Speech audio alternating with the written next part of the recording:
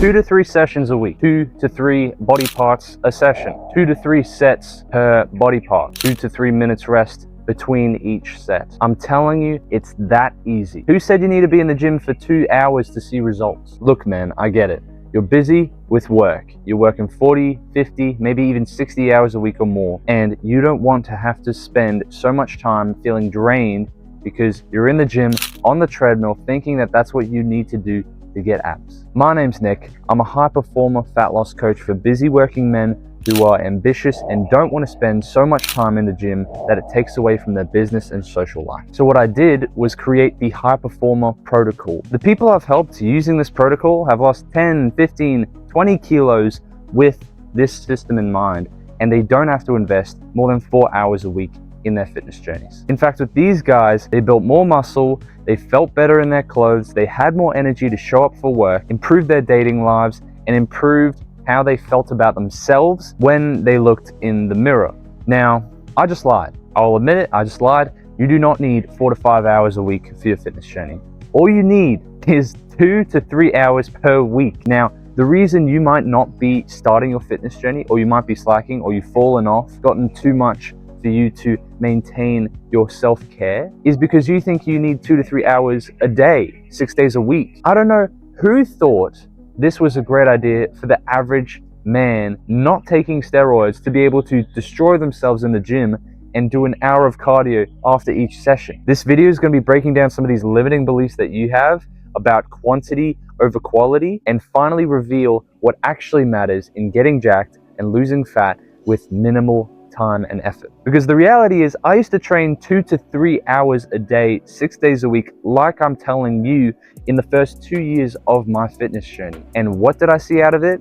I started skinny fat and I ended skinny fat. It was a bunch of wasted energy and effort and blood, sweat, and tears, all for nothing. For maybe a little bit of strength gain, but I couldn't see any ab definition, and I still looked pudgy, and I still was insecure taking my shirt off on the beach. What changed? Finally, when I admittedly got a coach to get me to lose the fat and actually see what I was trying to work towards, I trained a third of the amount of time that I did before. So what was the difference? Instead of sprinting before each session and doing cardio after each session, I just focused on hitting 10,000 steps a day. If you are active, you will be burning calories regardless of whether it's on a treadmill. You don't have to do it all with your gym session. If you're working, on your break, go for a walk, take a call, and walk around the office. Don't just sit on a chair for 8, 9, 10 hours a day. Men are not built to be slaves to their chairs. So the daily activity is there to make sure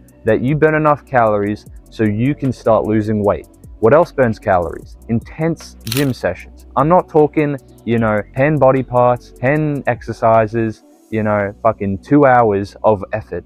I'm talking 45 minutes to an hour and a half max. A simple principle I like to follow when giving my guys programs is to focus on 2 to 3 body parts per session. If you only want to go 2 days a week, the 3 body parts in one session could be chest, back, and arms, and then the 3 body parts in the next session could be lower body, quads, hamstrings, and calves. You just got the entire body, more or less, in 2 sessions. You might think, oh no, this isn't enough. And let me tell you the amount of experienced bodybuilders that started moving more towards minimalism in their training to save time and to not constantly build up fatigue after every single workout. This is what they start doing, and it still helps them get bigger and get stronger. And if you've never trained consistently because you think consistently is 6 days a week or something really high to achieve, and it's not the lowest hanging fruit, then you need to stop using that mindset for your training, for your fitness journey.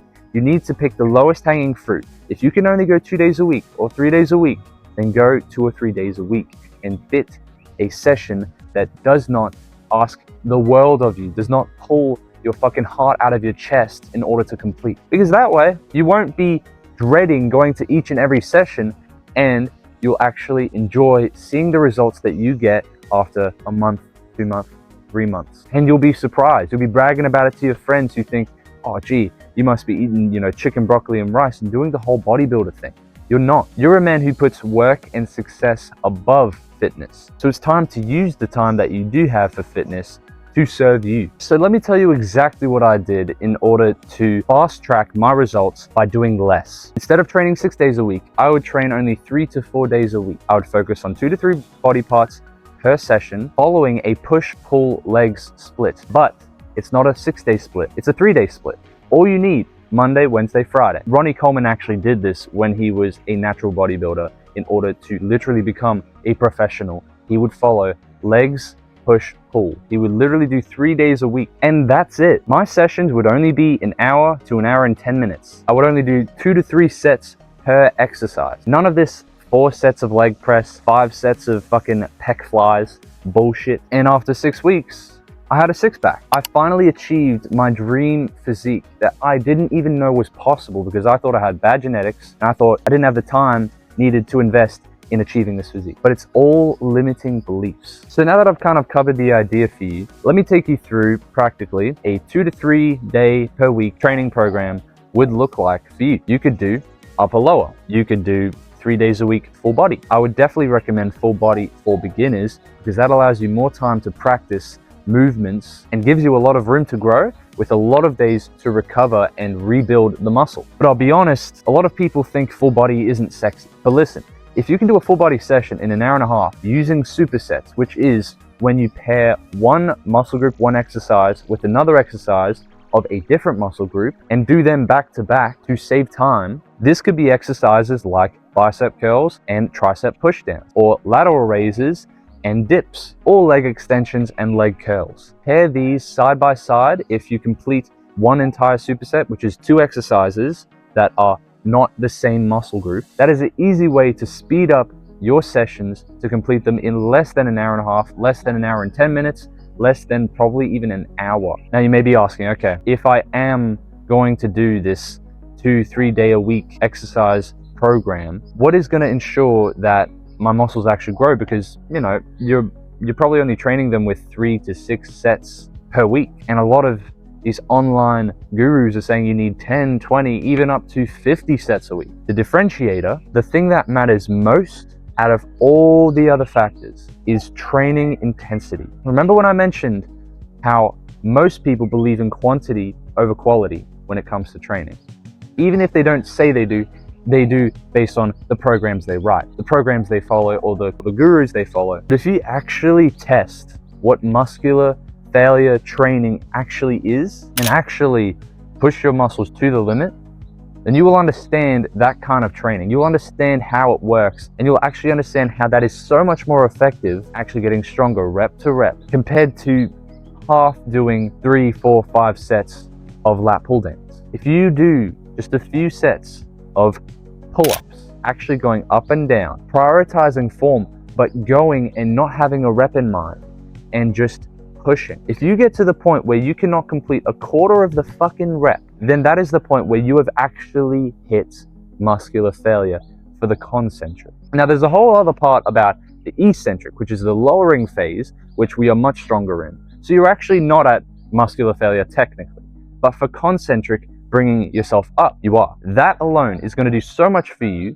maybe doing that once, twice a week for a few sets to even 6 sets per week, than any of this high set bullcrap. It's going to marginally do so much more for you than high sets. This is way more effective, and it's something I definitely prescribe to people who are working many, many hours and don't want fitness to get in the way of it. And think about it, if your sessions are half the sets, then putting the shoes on to actually drive to the gym or get to the gym will be way less daunting, because you're like, oh, okay, I actually don't have to do that much.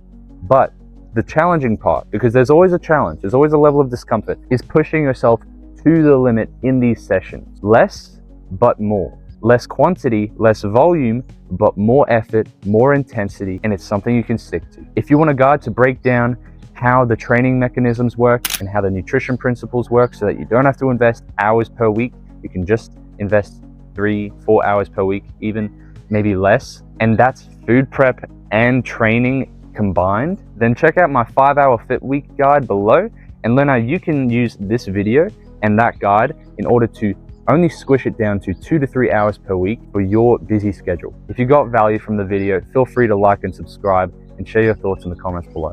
And remember, you've no more lost potential.